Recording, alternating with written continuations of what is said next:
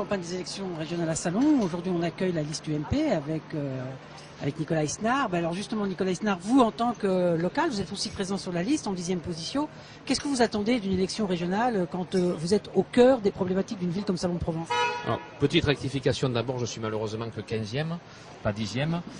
Ce que j'attends, et plus sérieusement, parce que c'est ça le plus important, d'une campagne régionale dans une ville comme Salon, c'est qu'elle permette de débattre d'un certain nombre de sujets qui, je le pense, sont très importants au niveau local. Je pense en particulier à l'environnement, à la sécurité, à la formation professionnelle, au transport, autant de sujets sur lesquels il y a beaucoup à dire et beaucoup à faire à Salon.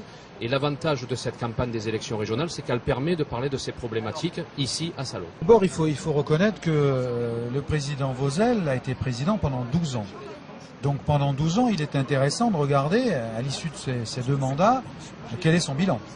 Et qu'est-ce qu'on constate? On constate, et on fait le même constat que certains spécialistes économiques, c'est que cette région n'est pas aussi bien gérée qu'il nous le dit. Deux grands quotidiens, la Tribune il y a une quinzaine de jours, l'Expansion aujourd'hui, disent finalement que la gestion de la région est plutôt mauvaise. On est les plus imposés pratiquement de France, des régions de France. On est la région la plus endettée de France, donc la première sur les 22 régions métropolitaines, et on est 22e sur 22, donc les derniers, sur l'investissement par habitant. Impose ta chance, serre ton bonheur et va vers ton risque. À te regarder, ils s'habitueront. Alors justement, parlez-nous de René Char et pourquoi vous avez pris cette phrase? Vous savez, j'ai été 12 ans conseiller général du Vaucluse, 9 ans vice-président chargé de la culture. Et puis bon, René Char et le Vaucluse, c'est une histoire, une longue histoire, voilà. Et puis voilà, c'était une citation qui m'avait plu. Et en plus, comme il est vauclusien. Donc, moi je vous le dis, je ne suis pas Nostradamus.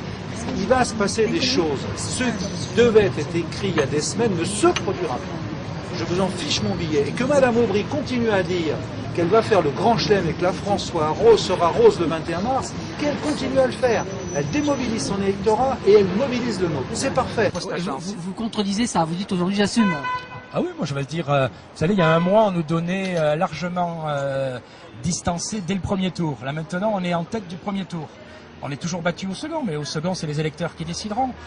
Alors qu'est-ce qu'il faudrait faire? Le premier engagement qu'on prendra, outre le fait qu'il faut faire un audit financier, parce qu'on veut savoir exactement quels sont les comptes et quelle est la réalité des comptes de la région. La première chose, c'est qu'on décidera d'un moratoire fiscal. Les impôts ont terriblement augmenté. Ils ont augmenté de 66% de 2005 à 2009, de 110% de 98 à aujourd'hui. Donc la première chose et le premier engagement qu'on prend dans notre région, mais qui est pris également au niveau national, c'est pas l'augmentation d'impôts pendant les 4 ans à venir. La deuxième des choses, je crois qu'il faut qu'on fasse un plan de relance pour alléger la souffrance de nos concitoyens. C'est quand même paradoxal que dans notre région, le président Vauzel n'a jamais voulu faire un plan de relance. L'État en a fait un, suite en septembre 2008 à la crise internationale qui a frappé tous les pays. D'autres collectivités en ont fait. Eh bien nous n'avons jamais fait de plan de relance. Pensez une seconde que Jean-Marie Le Pen a envie de s'occuper des problèmes de la région. Jean-Marie Le Pen, il est là pourquoi? Il est là pour faire un dernier tour de piste électorale. Il est là pour une campagne nationale, on le voit systématiquement, il n'y a aucune proposition, il ne connaît pas du tout la région. En réalité, c'est uniquement les thèmes nationaux qui déclinent, dont certains n'ont rien à voir avec la région. C'est pas la peine de vous rappeler à vos journalistes, mais des fois à vos lecteurs, il faut le rappeler, que l'immigration n'est absolument pas une compétence régionale. Redéployer notre développement économique, le recentrer sur les très petites entreprises, c'est elles, les artisans, c'est eux qui créent de l'emploi et qui créeront de l'emploi demain. Troisièmement, c'est faire marcher les trains. Enfin, ce qui est hallucinant, c'est que dans notre région, l'une des grandes compétences du Conseil régional depuis 12 ans, c'est de faire marcher les trains express régionaux. Eh bien, ça ne marche pas. Il y a eu 16 000 suppressions de trains l'année dernière, dont 9 600 pour faire de grève. On est, de ce point de vue-là, un très mauvais exemple en France. C'est la région Provence-Alpes-Côte d'Azur est celle où les transports, et en particulier les transports ferrés, marchent le moins bien. La région, elle peut désormais agir en matière de sécurité.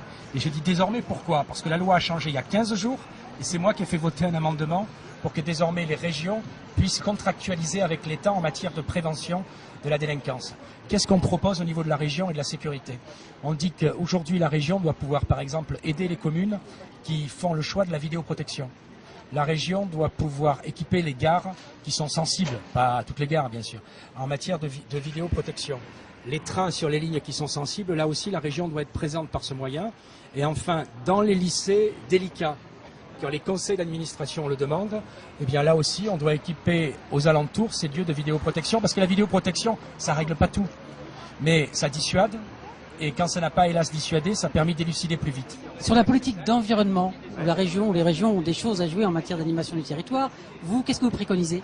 Très simplement, un axe qui est très fort, c'est de faire un plan des énergies renouvelables. Qu'est-ce qu'on constate? Notre région est une région bénie des dieux.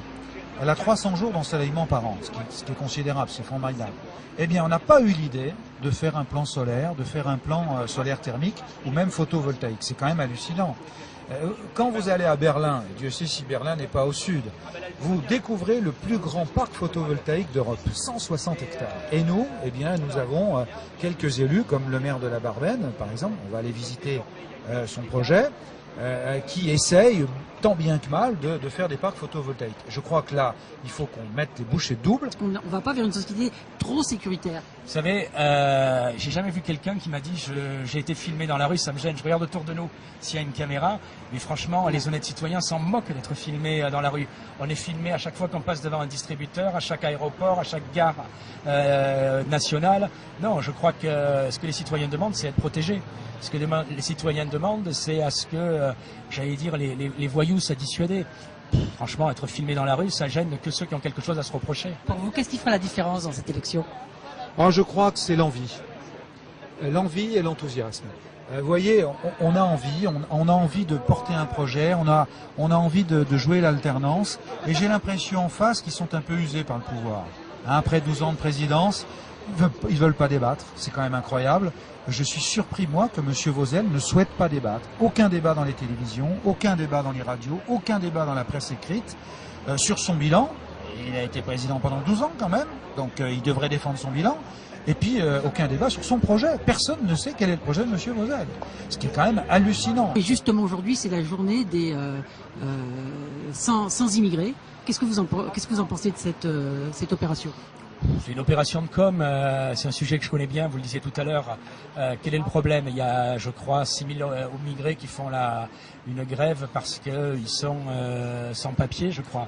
En réalité, on oublie trop souvent que ces gens-là étaient des gens qui s'étaient fait embaucher avec des faux papiers. Parce que la plupart des employeurs, il y a des employeurs indélicats, mais de très nombreux employeurs se sont laissés abuser par des faux papiers. Aujourd'hui, justement, tout ça est un peu mieux contrôlé et un certain nombre de personnes qui avaient fraudé se retrouvent en difficulté. Est-ce qu'il faut des immigrés? Oui, à condition que ceux-ci travaillent. Voilà. Je dis simplement qu'aujourd'hui, le taux de chômage des immigrés non européens, selon Pôle emploi, il est de 20%. Donc la première chose à faire avant d'en accueillir de nouveau, c'est effectivement déjà d'inciter ceux qui sont là à ce qu'ils travaillent. Mais vous savez, moi, mon père était maçon italien, un immigré qui travaille, qui apprend le français, qui respecte les lois de la République. Il a sa place, les autres non.